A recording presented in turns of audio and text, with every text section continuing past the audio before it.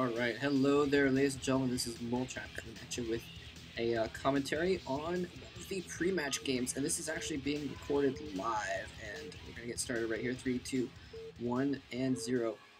I don't know why I did that, because I'm recording it with the video, so I don't really need to do any syncing later. Anyway, quick disclaimer, I guess. I'm doing this live, and this is at 3:48 a.m. and my roommate is sleeping, so I'm not going to be able to speak too loud, so I'm sorry about that. I'm not going to be able to talk too loud about whatever's going on. But this is one of the pre-map test games, and basically what they're doing is they're showing off the new maps that they have in store for the Pro League season, and they're going to show them off in these kind of test games, and I don't know. Yeah, basically, they've already played a lot of games. As you can see in the bottom right corner, oh my god! In the test games, this map is 1 in 15. Terran versus Zerg. It's favored 15 to 1 in favor of Zerg in this matchup. Oh my god. Wow. So anyway, but the reason I'm casting this is because this is actually BOXER. We haven't seen BOXER in a while, and BOXER is actually playing a televised game. He's playing against yellow ArnC. Yeah, but we don't get to see BOXER very often, so I'm casting this live. I was sitting here in the chat in ArnC, and Rayman is like, hey Moltrap, you should cast this live. I'm like, I don't know. And he's like, you should. And I'm like, well, my roommate's sleeping, and he and Mantos were both like, that's his nickname, by the way. It's not, Reach was not in the chat room. Are like, dude, screw it, it's BOXER. I'm like, good point. So here I am, casting some BOXER action. Should be fun. We're seeing the yellow do a 12 hatch, it looks like, by the way, and he's going to send out a scout as well. Yeah. Anyway, so the great and mighty BOXER is on the prowl now, and yellow is going to do a, what is he doing? A drone scout of some kind, I guess. Anyway, so this is the new map, so I don't know too much about it. I can't tell you too much about it, but yeah, I can at least tell you that I've seen some games on it. It's kind of interesting. It's kind of like Destination. It's got a lot of bridges and stuff like that.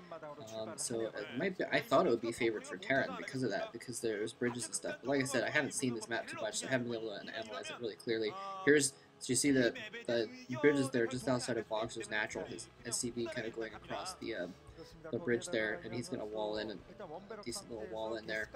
I'm not sure. No, anyway. And he's going for gas early on. We'll see if he's going for mech, or if he's yeah, he's probably going for mech if he's got gas early on, though. And it makes sense on this map, anyway. The freaking bridges. It's just crazy to have mech on bridges, so it's a pretty smart move to mech on this map. Anyways, we were all kind of expecting BOXER to do a little cheese, but he's not going to go for any kind of cheese. He's just going to go for a straight mech game, and although it's funny because mech would have been considered cheese, like, you know, this time last year when Flash did mech against Jaedong, and on Katrina it was like, oh my god, what the hell, some kind of crazy new, oh my god. I played with mech sometimes before, but not very much, and these days mech is just so common Terran versus Zerg. It's ridiculous. It's hard to play against too, in my opinion. But anyway, moving along. Maybe it's just because there hasn't been as much games on versus mech, so it's it seems like it's kind of new, and people haven't quite, you know, completely nailed down the strat as much yet. Well, I guess the pros kind of have, but anyway, moving on though. BOXER going for a factory, going really quick into a machine shop. We'll see if he goes for some kind of a starport next to go for drop or wraiths or something like that. If he's going for wraiths, probably wouldn't see the machine shop, but he might go for a drop or something along those lines. Yeah, but really exciting to see what BOXER has in store for us here.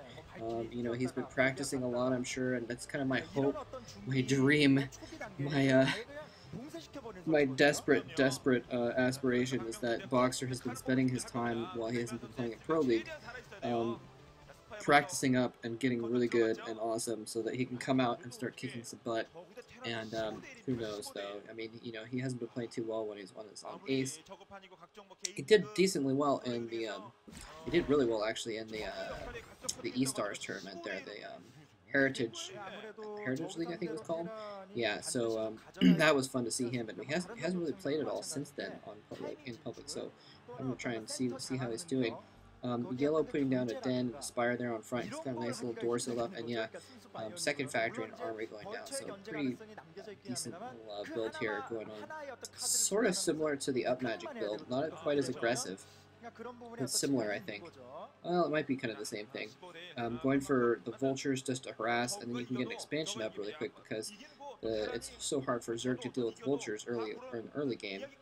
There's not really anything they can do about it, so they kind of have to, yeah, just kind of sit back until they get some hydras up, a few hydras up, and then it's still even harder if they get mines to deal with the hydras because, I mean, deal with the mines because you have to have overlords around to see the mines, etc., etc. And that's one of the reasons I think why players go for the Mutalisks as well. They go kind of for a den really early to get a couple hydras out, deal with vultures sometimes, and then they go straight into mutas. We're actually seeing 2 hatch Mutalisks here from yellow, and who's coincidentally purple. BOXER's actually the yellow player color, so keep that in mind. When I say yellow, I mean the Zerg player yellow. And BOXER looks like he's going to have turrets up in time, actually.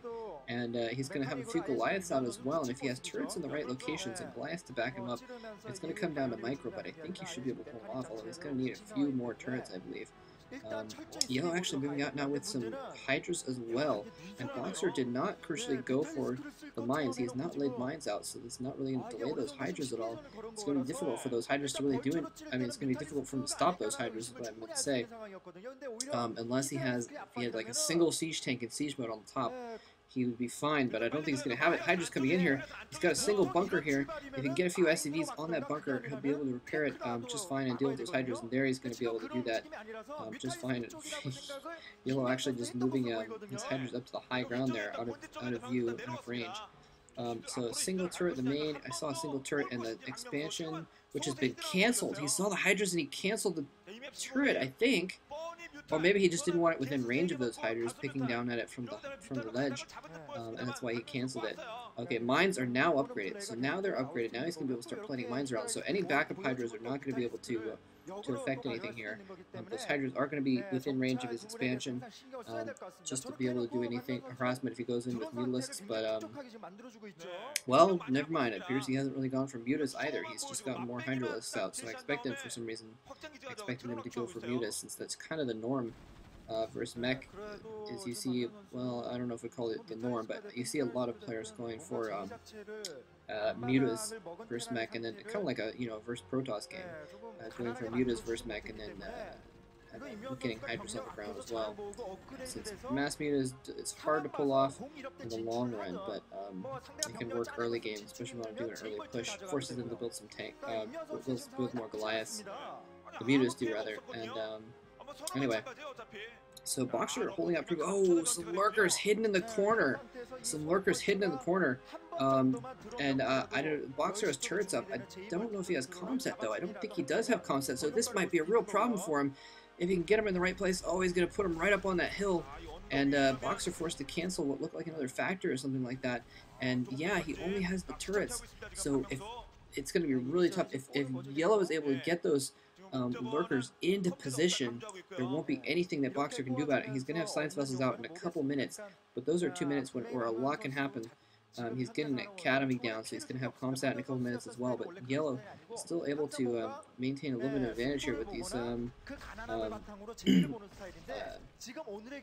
lurkers. He's going to take down that turret as well, and really can't really fly. Oh, Scourge running into their deaths, getting a little bit of scout in though, seeing how close he is to science vessels and comsat. And seeing that he's not really near those, and that lurkers now that the turret is dead, he's going to be within range of those SCVs. He's going to be able to take out a single SCV, and might be able to take out another if BOXER's a little careless with that last mineral patch. But really not in too much danger from those lurkers there. And I'm really surprised that Yellow didn't move in further with those lurkers.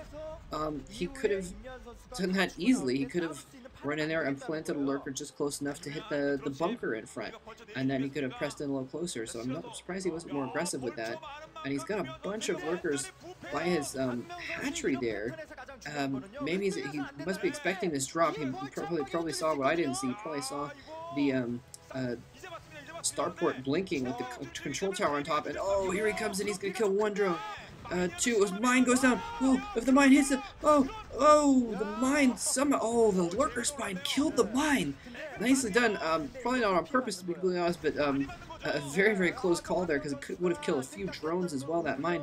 And now BOXER's Vulture's going to have to run around. I don't know if he's done enough damage with this. He's been able to allow down several mines, and he's been able to kill a few drones. Okay, that Vulture has 3 kills on it. 4 kills on that drone, actually. So he probably killed at least 5 or 6 drones, considering the kill counts on the other ones as well. So decent damage for that.